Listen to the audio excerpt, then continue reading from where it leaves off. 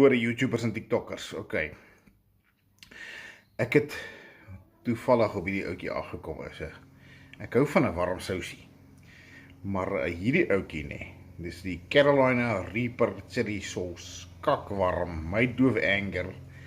Ingredients: organic Carolina Reapers, spices and juices, no artificial additives.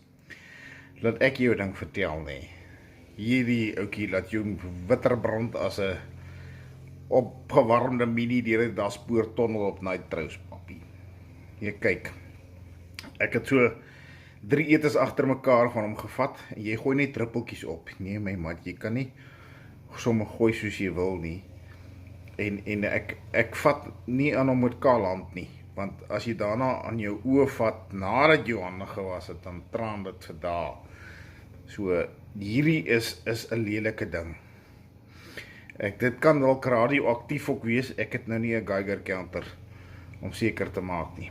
Maar ek moet vir jou sê, ek vat hom so eenmal 'n week, so 'n tiksultjie. Hy loop papi. En jy kyk, as jy nou hou van brandgoed, dan julle kan seker daai girl se nommer sien.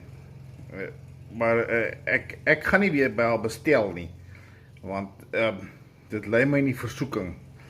En dan moet ek die toiletrol in die yskas sit, vrieskas sit, nie die yskas nie.